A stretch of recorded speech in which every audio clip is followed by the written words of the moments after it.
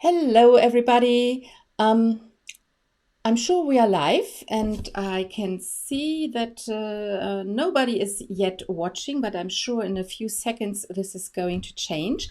Um, I am very happy to have Caítlin Matthews here with me today.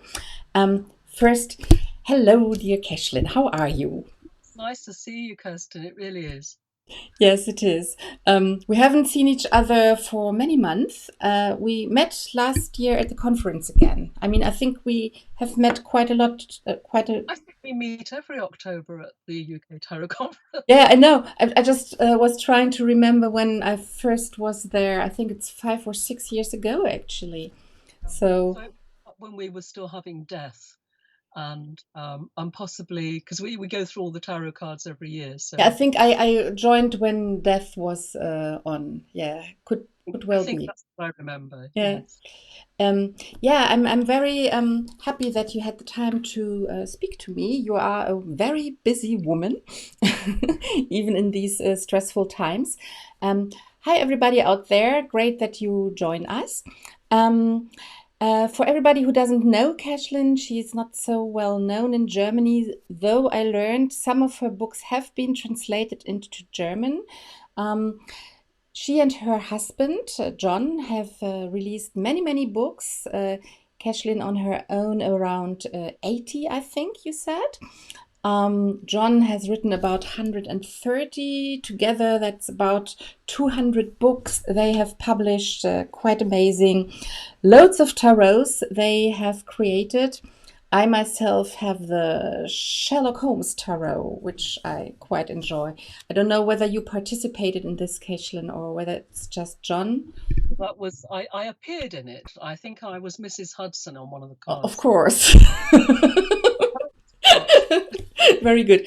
Yeah, and the Steampunk Tarot I really like. yes, I wrote that one Yeah, with John. I wrote most of that, in fact, yeah. because he had another book on at the time. So but yeah, but the first one we did together was the Arthurian Tarot, of course. It's been out for 30 years now, nearly. So it's a long time. I have always heard about it, but I've actually never had a look at it, I have to confess. Next time we meet, you have to show it to me. Okay, I will so. Yeah, you're not only writing about tarot, obviously, but you have many other things you're writing about. You just said to me you're doing work in shamanism. You work with myth and legends. Your webpage, as everybody can see, is HelloQuest UK, is it? HelloQuest CO UK. Um, and there, I guess, is everything on you need to know, all the subjects you do. But sorry, Indeed. indeed. But we want to focus today on tarot and Indeed. actually on traditional tarot.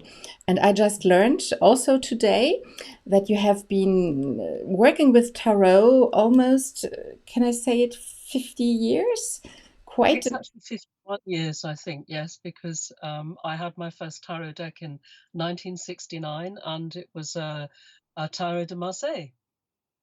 And so this is why you are into traditional tarot, and you also said you never did anything else but traditional tarot readings. So no Uh, psychology tarot for you. No, I have got other tarots, obviously, and but I mean, but when I started, the only tarot that you could get was the Tarot de Marseille in England. This was in London, a Rider Waite, and I think a Thoth tarot. Those were about the only ones available at that time. And of course, after that, the floodgates opened, and there were many other kinds of decks that came along. But I always preferred the traditional ones. Well, when I started in the 80s in Germany, we still only had these three decks available. So it took a long time. Yeah, but I didn't find the Tarot de Marseille so often around in the 80s. So in the 70s, Tarot de Marseille was easy to get.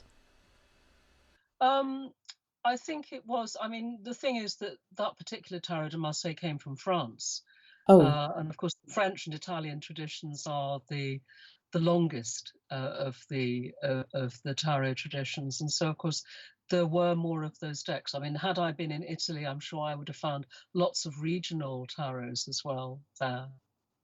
did you But search not for in. did you search for this tarot, or did you just happen to take an interest in this card and then said, "Oh, I'm going to read cards now"? It was the only tarot that I could find. I lived in Portsmouth where there were no tarots. Okay. There was no way to buy one. There was no internet. No one advertised these things. There were no magazines. So the only magazine that we had was Prediction, which was what I would call now a kind of an astrological, buy your cheap gypsy charm here kind of thing. Okay. It's still going. It's a different magazine now than what it was. But so there were no opportunities to choose. So I think when you only have one thing, you use it. Yes. And how did you happen to become interested in tarot? I think I'd seen pictures. At that particular time, there was a series of part works, a sort of one of those encyclopedias that you buy once a week at the newsstand, and they had Man, Myth, and Magic, which included things on the tarot. And I think I have a book from that time, um, which was about the art of divination. But of course, while I lived in Portsmouth, there was no possibility of buying a tarot. But when I came to London, I went to drama school, and while I was up for auditions, that's when I found the one that I had. And there, I seem to remember that there were not many books out, either for the Rider Waite or for the fourth deck, but for the Marseille, I'm sure there was nothing out. There was nothing either, and well, not in English, certainly. In France, you would have found some. And I think the book that was around that time was Eden Grey. That was, that was about 1970, 71, which of course shows the Rider Waite Tarot, which is a very different tarot. So, but I should say that all my life, I come from a family where I didn't have many toys, and my family were very poor.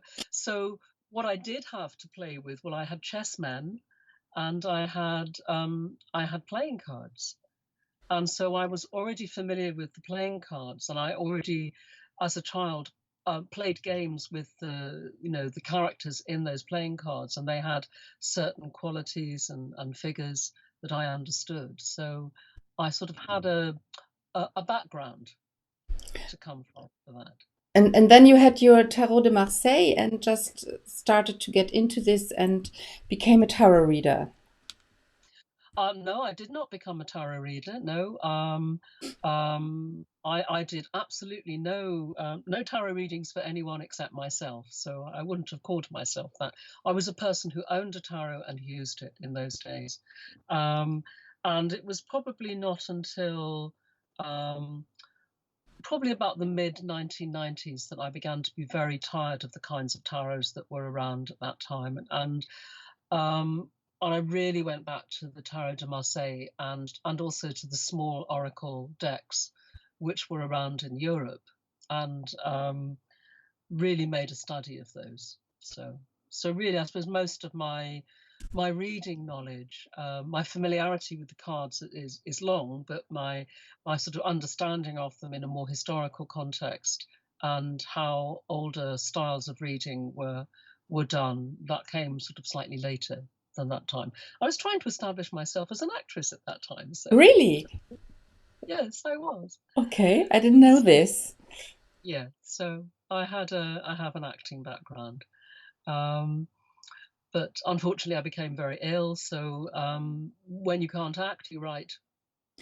Yeah, and you did write really loads of books. Hi, Yeah. Cassie. Sorry, I'm just seeing who's on there, and sometimes they are greeting you and me. Um, and now I was distracted. Sorry. Anybody out there? I can see that quite a few people are there. Perhaps you want to fetch a deck if you have a Tarot de Marseille, or if you have playing cards, as Caítlin said, because Caítlin says she can do some simple exercises if you feel like it. But before we do this, I said I wanted to talk about traditional tarot with you because I saw you, I think it was 2 years ago at the Tarot conference, giving a talk about facing cards facing persons in tarot readings. And you also did a talk on reversed tarot cards. I did. Yes, that was because I knew that everyone in the room would not have a traditional tarot, so I gave them an opportunity to work with the deck they had in hand, which was nice. But I think the thing with I would say about modern tarots is that most of them are very psychologically based. In fact, you know, the Rider-Waite Tarot, which is of 1909, kind of comes at the time when psychology is beginning to come in as a practice in a much bigger way. And so very many of the modern decks face forward as we're facing each other now. But actually most of the traditional decks, this is where I have to learn how to do this again. Remember, the right is the left and the left is the right. There we go.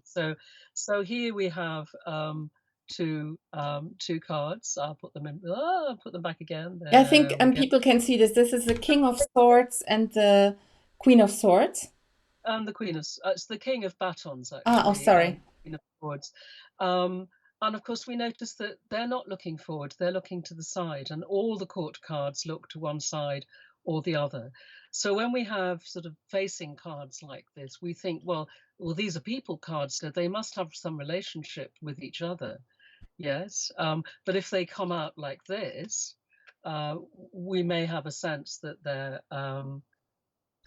not so fond of each other. Yes, exactly. If we saw two people sit like this in a room, we think, oh, they're not talking again. Yes. So sorry, you think they were painted as couples always? Not always, because if you lay out the suits, you see that they nearly always look in the same direction with their suit. But there are only, if we look at the majors, there are only 5 cards in the Tarot de Marseille that face forward, and they're the ones that apply to everyone, of course. So they're the Sun. So we have the Sun, which looks straight at us. Yes. We have the Devil, which looks straight at us. We have the Hanged Man, again, who's facing forward. We have Justice. So these are all cards, and of course the other one is Judgment. And I have here the Wheel of Fortune. Yes, indeed. So that's a card where you've got lots of things going on. Yeah, that's interesting. I've never realized that these are not the people are not facing us, but they aren't. Yeah, you're right. They're to one side or the other, and so that means that the things that we can do with those cards are quite interesting. I mean, you just mentioned the Wheel of Fortune, but so if we put up the Wheel of Fortune, on this one it has a handle. Yes. So you know, people always asking that question: why did that thing happen? Why did that thing happen? And so here, you know, we can maybe do that. Maybe the card that falls nearest to the handle tells us why that happened. See if I can I know. I can put mine up. Give me everybody, because this is difficult, and I'm also working on a bit of a delay. So the card that's behind the wheel where the handle is, in this case we've got the 5 of batons or the 5 of wands. So why did that happen? So, you know, we can look at the 5 of wands as a variety of things. We can look at it as because of my terrible machismo, you know, it's a sort of, it's a card to do with male machismo or male things. It could be to do with some competition that, you know, I've been involved with, and I'm feeling very competitive. Maybe that's what caused this. And then we could lay a card on the other side of the wheel to find out, well, what do we do about it? Oh, have I done that? Oh, I've just taken the wrong card away. There we go. So maybe if we lay, oh God, this is going to be It's a bit difficult. very patient with me, yes. So we've got the ace of coins here, which has come next to it. So it may be about sort of making a new contract with yourself, that you don't get yourself into these situations, because the ace of coins is always the letter card, so it can also stand for contracts and documents. It could be because I was a cheapskate, I didn't pay enough money, whatever, you know. There are possibilities here that we can do. So we can sort of, but we're reading cards more in a line than we're reading cards on positions, positional placement of cards. So, you know, like the Celtic cross, or Mm-hmm. a tree of life, or whatever else you might lay cards on, that those are quite modern. The first Ah. positional reading that I'm aware of, the spread that I'm aware of, is not found until about 1750 on the with the Bolognese Tarot, where there's a spread called Grimpetto's spread, and Grimpetto was someone who was involved with cartomancy in Italy. We know nothing else about him, but a spread has survived from that time, which is in my book Untitled Tarot. But really, we don't get laying cards on positions right until the 20th century. So traditional card reading means you shuffle the cards, have Yeah. your answer, your question, and then you just lay out first one card and then the next and the next, or Well, we could do lots of things. I mean, I think it's quite fun. What I like to do is, if I have a deck of cards, is that this is anathema to anyone in modern tarot, because of course it's actually about looking at the cards. So looking at the cards and seeing where something has fallen. So um, this is something that you could do. So you could look up. Uh, Shuffle the cards with your question, see where your significator card has fallen. So, for example, this was a reading I did recently for a guy who was really quite concerned about how he could stabilize his work in lockdown, because he was finding it very difficult, and the ways he was working were not working for him. So basically, I mean, each of the court cards, as I said, faces one way or the other side. So in this case, he's a page of swords, and this is a guy who's very astute, but he's quite young as well. So I chose this for him. And I just found where this card fell in the sequence of cards, and I chose the 5 cards that were next to it. Yeah. So he's looking at these cards. Woo, he's looking at I'm so these cards. sorry, Caítlin. There we go. Okay. So I'm going to put him down, because I'm going to run out of hands otherwise. But whichever way your significator is facing, so it might be not the way you would choose to read, because most of us in reading a Roman script read from left to right, but maybe sometimes you get to read right to left if the significator is looking in that direction. But just choose the next 5 cards along. And I would just say, just to demonstrate, that when you're looking through the deck, you know, maybe your significator is like, say, the second card from the end, like this king here. So you just sort of act as if that's the next card, the one at the bottom, and then you'd start at the top of the deck again, so that you're just treating the whole deck like a book. So I have 2 questions there. One, how do I figure out my significator? Which is significator. Okay, so a significator is usually a court card. So you were choosing one of the 16 court cards. So choose one that works for you. I choose it You might consciously. choose it consciously. So actually, you know, decide which of these cards in the deck is the one that you really feel um, represents you, and choose that. So, for example, I might choose a Queen of Swords, or I might choose the Queen of Coins if I'm, you know, asking about a deal with my publisher or something. So subject related. yeah, so it could be sex related, just could be, well, I feel like a Knight of Cups today, so I'm going to be a Knight of Cups today. So you choose whatever it is, and so whichever side, so if the card is facing this way, you're going to look at cards that are, you know, next to that. If it's facing the other way, then obviously you're going to choose the cards that are facing it, and then just read them in a line, read them as a story. So. So for this guy, we had, let's put it back because it's very difficult It's on a the screen. Three So of Cups. we have a Three of Cups here. So, so the cups are very much cards of your home and your life, your romance.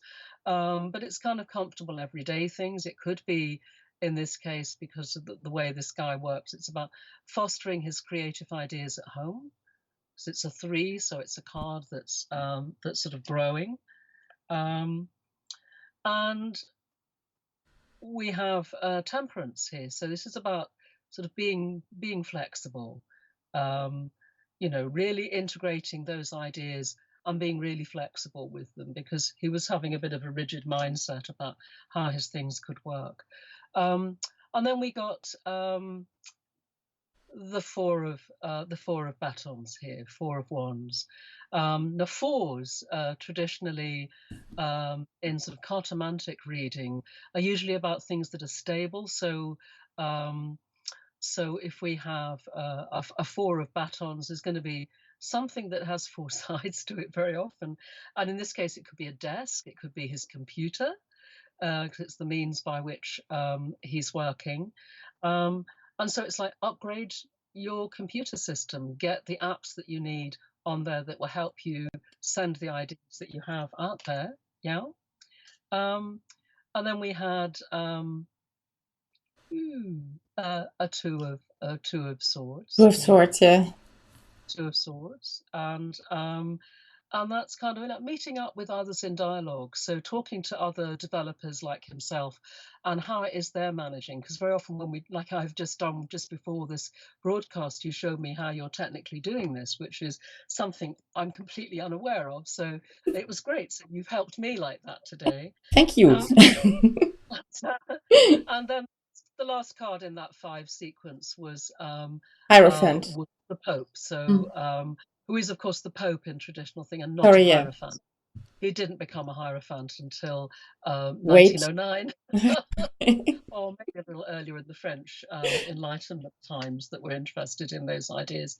So it's kind of like, the Pope card is traditionally about education, and it can also be about marriage. So it's about, you know, take some further training maybe, with these new technical means that you're going to have to use, and marry your ideas with your practice, because that's how we all get out there. That's how we manage to. So that's a very traditional reading of the Pope. But I like that. I do love the fact that in the in the sequence of the trumps, because we don't call them major arcana. They weren't major arcana until Paul Christian in 1870.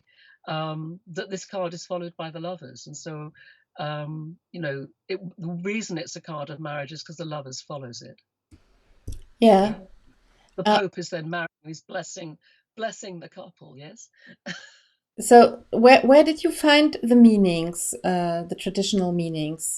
Did you go through old French books or? So the thing with reading traditionally, and especially with reading the pips traditionally, is that there are no books. So whatever the question is that we're asking, you know, we have to decide at the outset how we're going to read the pips, and the pips can be read by number and suit. So so if I showed you the 4 of batons, for example, in that example, which is often about things that are 4 square. So traditionally, the 4 of swords is a bed of sickness. It's a bed of illness, which of course does translate through to Rider-Waite. Yes. Um, The four of batons can be something like a desk or a vehicle that takes you places. So it could be your car. The four of cups would be the marriage bed. So it's about having fun in bed. Yeah. Interesting. And That's new to me. the four of coins is another sort of four-sided thing, which is a cash box or a deposit box or a bank account or some place where you deposit money. Yes. Ah, this So makes you sort of get the sense of this. It's quite interesting, and a lot of this comes from streetwise reading, and we're very lucky that the one streetwise tradition that survived with tarot rather than just playing cards is the Italian um, tradition of Bologna, Mhm. which is its own tarot, because we think of tarot as just having 78 cards, but the regional tarots throughout Italy have many different. So we have the 62 card tradition of Bologna, and we have the Minchiati decks of 97 cards. So it's like a stripped deck, the Bolognese cards. But the way that the traditional street readers would use things there was about how the card looked. And I very stupidly didn't bring one of my Bolognese. Don't worry. So, for example, so we've got the Ten of Cups, and in Bolognese reading, they look very like roof tiles. And so this card is not, is not traditionally read the way it's read anywhere else in Europe. It's read as the roof of your house or the things that you have under your roof. Yeah. So it could be your possessions and chattels, the things you own. Um, and this card, I think, has always, the Ace of Cups has always traditionally been taken as a house because it is a tabernacle. It's got a little house or temple on top of the cup. And so that always represents your house. Wow. And of course, this one's easy because we can all get this. This is the Eight of Wands, and the Eight of Wands looks like a crossroads, and that's precisely what it is, or in Italian Bolognese reading. So, and they even have different different ways of looking at major cards, so that the trumps of, say, the star even have different things on them. They show the magi. And so that card of the star always means a gift because the Magi bring gifts to Bethlehem. Yeah. Yeah. So I think these different street traditions are often about looking at the card and what's on it, and saying, oh, that's because these people didn't read. They didn't have books to go away and consult like we have. So it's really an oral tradition. Yeah, it's an oral tradition, and it's also what I would kind of, a streetwise tradition of looking at particular cards and seeing what they show. Of course, the court cards always have a very important part of this because they're people cards, and things like the pages were always about messages and what messages, because that's what valets and pages did. They ran between people and said, come to my party, or make sure you wear the green velvet tonight, dear. I like that. So, So, so you were going to say something else with the no, because I was just saying that I have a question. oh, please ask a question. Please. How did we end up then with the Golden Dawn meanings? Oh, well, the Golden Dawn meanings, of course, have been cooked up and put into a very esoteric vein. Most traditional reading is completely non-esoteric. We don't read the cards and say, oh, I can see that Venus is in Capricorn right now, whatever. That's never going to be part of a reading. The reading traditionally is usually very swift. Yes, it's not spending a long time on each card. It's reading the cards as they merge together. So like um, like a storyboard, which is used in films. You know, before the director shoots the shot, he has a storyboard that shows a series of like cartoon pictures of what's going to happen. The man's going to come through the door, the water's going to fall on his head, the donkey's going to rush in front of him, and all sorts of things, so that the cameraman knows what all the shots are going to be. Yeah. Yeah, so what you're saying is that something like Calvino, who wrote this book, the at the crossroads, the Yeah. castle at the crossroads or something, he does exactly this. He has the cards and just tells stories. So this is traditional tarot reading then. Traditional tarot reading. Ah, And so it's not spending hours reading 10 cards. It is about reading quite quickly, because people really want to know things. They want to know, there's always the classic, is my husband going to come back? Is my boyfriend going to come back? Will we get back together? Yes, which is a yes, no question, which I don't encourage in people. I think these are not good questions. Like I know, I talking know. talking Croesus of Lydia, who went to the Delphic oracle and said, tell me about, the war with the Persians, which he was about to, and they said, a great empire will be overthrown. Of course, he didn't ask a very good question, and so the empire that was overthrown was his own. So I always take that as a good example to frame your question well. So whatever the question is, someone can address it really quickly. It's like, yeah, your husband is going to die of complications, and you'll remarry. Would probably be a quite normal kind of Italian streetwise reading. Yeah, It's it's scary. very fair. And this is one of the other reasons why we can't show this online, because obviously, but you can use a lot more cards. Mhm. And another way of reading cards is laying them out in a tableau, as you would with Lenormand or whatever. So, but you're not laying them out on a positional. You're actually making sure that the significator gets into that mix of cards that goes on the table. So whether you've drawn 25 cards or 40 cards or whatever it is, wherever that card has fallen, anything that touches it is relevant. And the things that mirror from it, the things that are above and below it, the things that are side to side of it, those are what we read. So I think these are ways of reading that no one's going to spend hours reading 25 cards. They're going to say, "Oh, look, you've fallen here between the Papes and the Tower." Yes. It's um, amazing. you're Um, going to be looking at that and really telling the story particularly, and then so someone will say, but what about my money? Where should I put my money? I need to invest my money this week. And so you can answer that question and see, well, if there's an ace of coins that's come up, you can see where that's fallen. I mean, ace of coins will tell you exactly where you are with things by the cards that have fallen beside it, because you can tell the context. And my sense of this is a bit like when people say, "Oh, who left the fridge door open? Who did that? How did that door come open?" And then you see the cream on the floor and you see the dog footprints in it, And so it's obvious from the context that someone with paws has opened the door.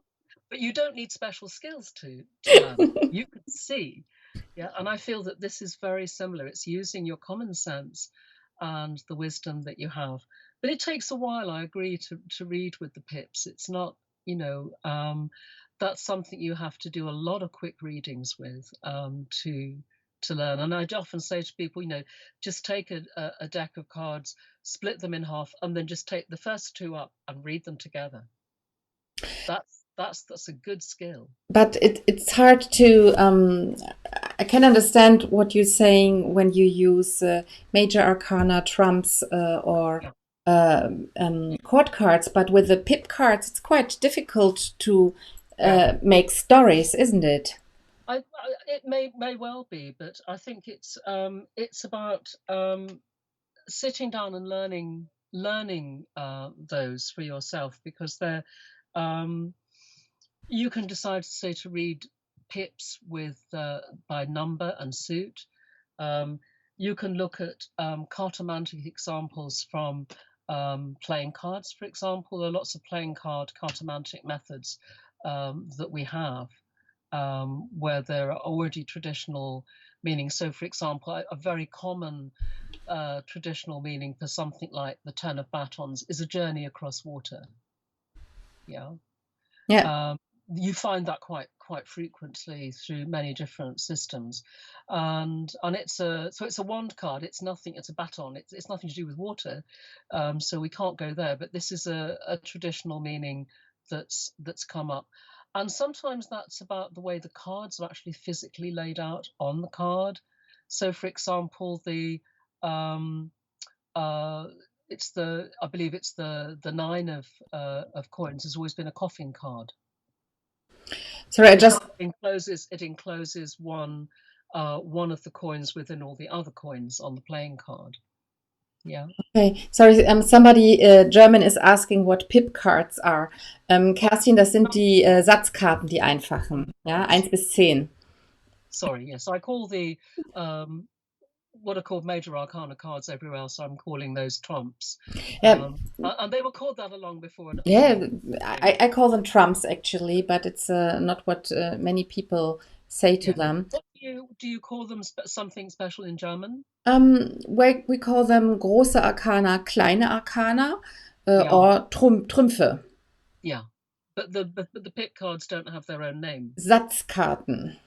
Luck karten. There you are. Satz. Like a sentence card. Satz means an ensemble of no, it means actually suit, a suit. Yeah, suit of cards. Yeah, a suit of cards. That's it.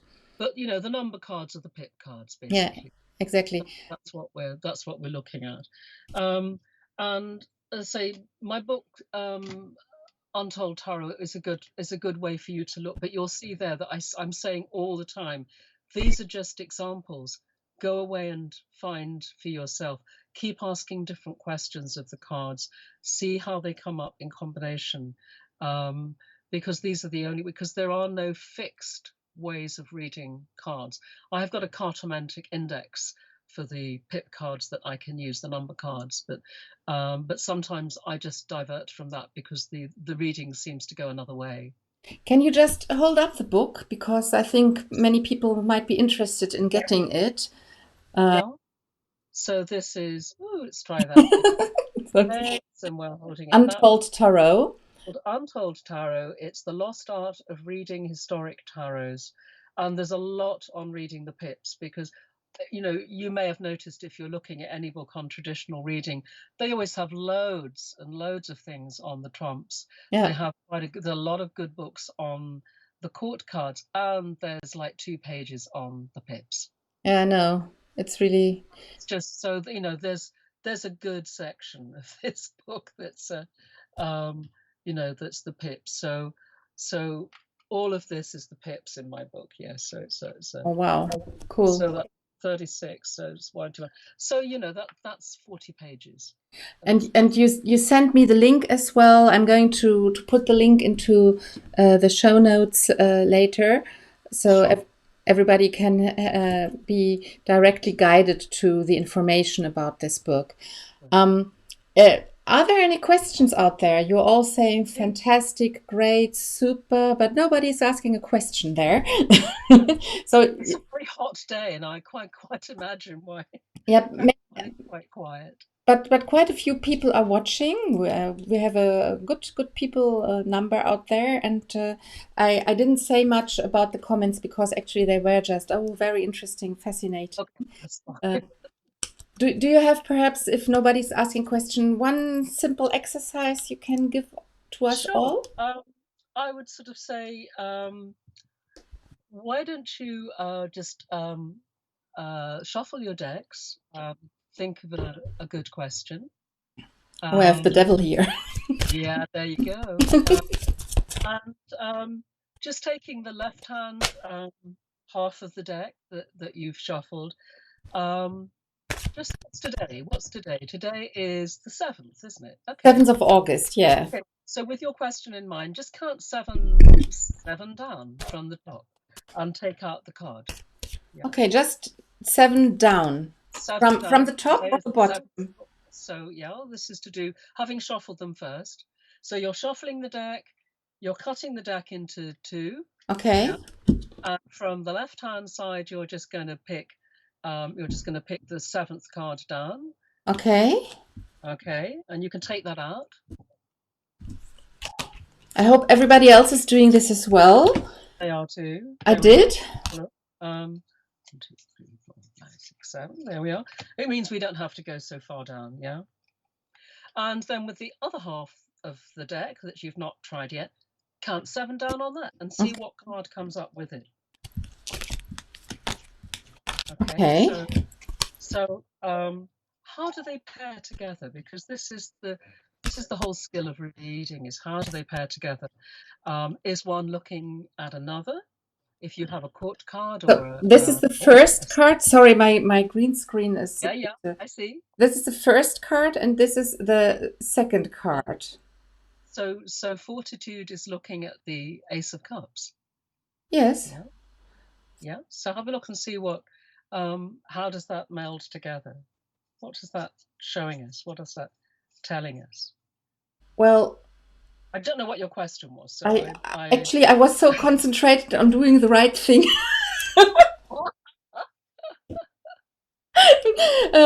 That I was just thinking about, perhaps it's just something about August, basically, because I was thinking about the date so much. But for me, this is a very good August card, strength, right? And I can only, as I said, I can't do the readings, you do it, but I would say the figure and the lion are looking at the grail, or you said it's a house or something. So for me, it's a lot about creativity and starting something creative. Good. Well, something I'm definitely going to do is to buy your book, because I'm really interested. So this might be the creative approach here. Okay, so I've drawn. Well, let's try and get them together here. So try and get them back. So my first card is the Four of Pentacles, as you would call them, or as Four of Deniers, or Four of Coins, as I would call them. And my second card is the Devil, which of course is one of the forward-facing cards. So I might do something else after this, but so I'm looking at, my money's going to the Devil here. Oh, so I want to know. So it's like, what has been? I'm just going to choose a couple of just random cards from my deck here. Hang on. I'm using the Pierre Medenier deck by which was done by Yves Reynaud. So when we get one of those forward-facing decks, what I often do is I want to know what's beneath the feet of the character and what's over the head of the character. Yes. Oh, sorry. Get that back again. So if sorry, I need to repeat this. If one of the cards which are facing us directly, like the Devil, or this is a very uncompromising card. So that would be the Sun, the Hanged Man, Justice, Judgment, and the Devil all look at us. These are the sun shines on the just and the unjust. Everyone is subject to justice. Everyone is subject to the evils of life, which the Devil is about. Everyone has a chance to rise again or make a comeback, we hope. And of course, if you're of the Christian persuasion, then that's but it's okay. So this is the card beneath. I haven't seen what it is. So so I've got the three of coins is under the Devil, and the card that's over him is the Five of Swords. Five of Swords. So Five of Swords. So it's good. There we are. So the one under feet was the Three of Coins, and so if I'm looking at sort of my projects and the kind of we've got quite a few deals going on at the moment, which we're never sure what's going to be happening with these. So so if I have a three of coins beneath the Devil's feet, I'm looking at very constrained conditions in the deal. So so I may have to find some wriggle room in this, because this is a project very close to my heart that I'm thinking about. It's very rich, and I want to give it the space it needs. And so the card over it was the, it says, how do I get out of the devil's clutches? Yes. So I've got a 5 of swords here. So, so I really have to kind of stretch myself here to make that space and really stick up for it. So it's about being full of integrity. I can't compromise because the devil wants to compromise my project, but I'm going to have to say no. I don't want to be this. Can be like, you know, force majeure.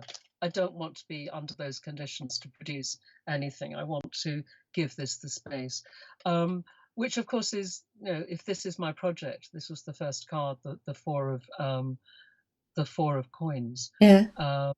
Then I may also, because it's a 4 goes down to a 3 of coins, so I may have to take less money. Oh. Because when you have a run of cards and of the same suit, and so you're asking a question about, say, illness, if the cards decrease, that's good because you want your illness to decrease. But if you're looking at money, you usually want the money to increase. Yes. Yes, you do. You do. Yeah. Do. So that's just 4 cards. That's just 4 cards. Looking at those. I have here one. Oh, this is not how it's supposed to come out, Steffi. I'm sorry. Anyway. Steffi drew cards. I'm going to read it now.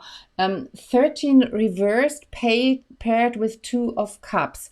Ouch, Skies is about to reap through the plants between the cups. Not so nice outlook. Looks like my union with my employee gets cut. Or would you see it differently due to the reversed 13? Yeah, we don't use reverse cards in traditional tarot, which isn't to say that when a card falls, it doesn't have a difficult meaning or what I call a blocked or a seriously delaying kind of meaning to it. It can. So I think you always have to read it in context. And see. So what were the 2 cards again? The 13 and the 2 of cups. The 13? Sorry, death. Oh, death, right. It was death and the 2 of cups. On the 2 of cups. Okay. Well, so death is nearly always bringing an end to something. So death and the 2 of cups is something that is a delightful. It could be a delightful thing. Cups are often about delight, and about our home and about relationships. So is this something that's coming to an end? Something that's changing? Because it's about if I were looking at that, a 2 of cups for me, maybe I don't know what the question was, but she is asking something about her employer and wondering whether her relationship is going to be cut. Yeah, so it sounds as though something is coming to an end. That's the end of that relationship, which it sounds as though it's been quite pleasant to date. I would draw another card and see what comes out after that. Tell the story a bit more. Yeah. Yeah.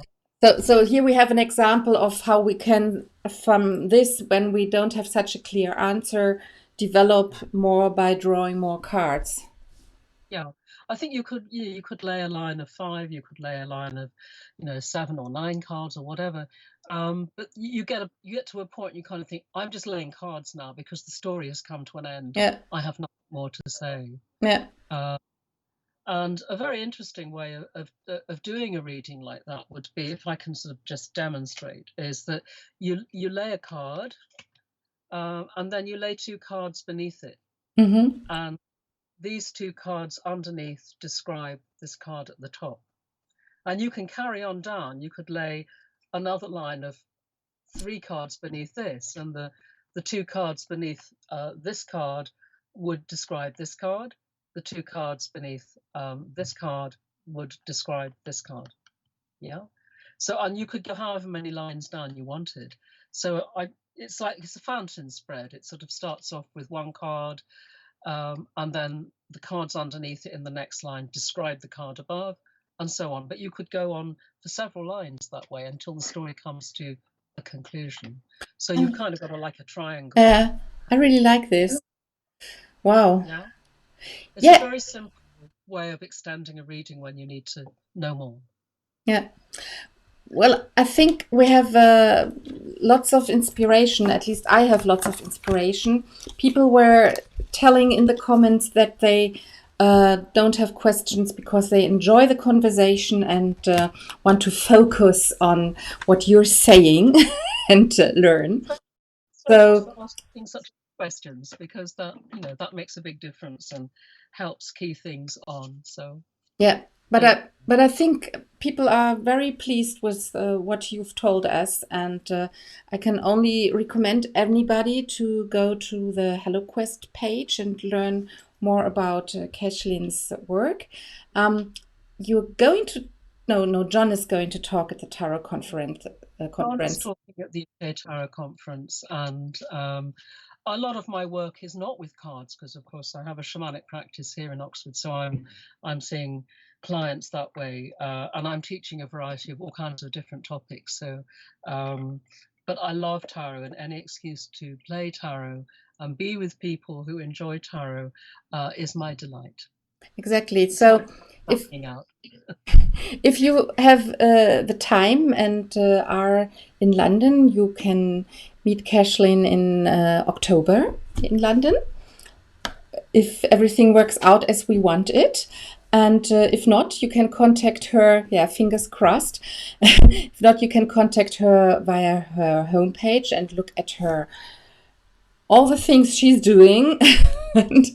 and, but for me, it was a great pleasure to talk to you, and it was. Thank you, I Kirsten. learned a lot again. I really, really need to look more into traditional tarot card readings. It's not my. I'm sorry I'm so bad at holding cards up in this way, That's but totally okay. Don't worry. Don't worry. It's great that you joined us, and yeah, next week I will go. I'm going to talk to another person. I don't know yet whom. I will keep you posted. It's going to be in English because the Germans are all on holiday. And if you have any more questions, just contact Cashlin yourself. And do you want to say anything more? just this is a plain speaking way of reading tarot, and I think it's a great relief to a lot of people to not have to know every single branch of the tree of life, to know the star, the I Ching symbol, the rune, the whatever. You can just read the cards, and I like that. Yeah, I think it's great as well. It's a good thing to start and then see where it takes you. We should look more at our origins and not always create new stuff without knowing where we're coming from. We have 500 years of unread tarot to catch up on. Yeah, crazy, isn't Yeah, it? since it began. Okay, so I'm really getting hot. Okay, I don't know how you are, but I think we both are roasting now, and I need to get some fresh flower air. lemonade I could make. So Okay. So everybody out there, have a great weekend, and yeah, enjoy yourself, and you too have a great time in Oxford, dear Caitlin. okay, thank you very much. Bye Yeah. bye all. Bye.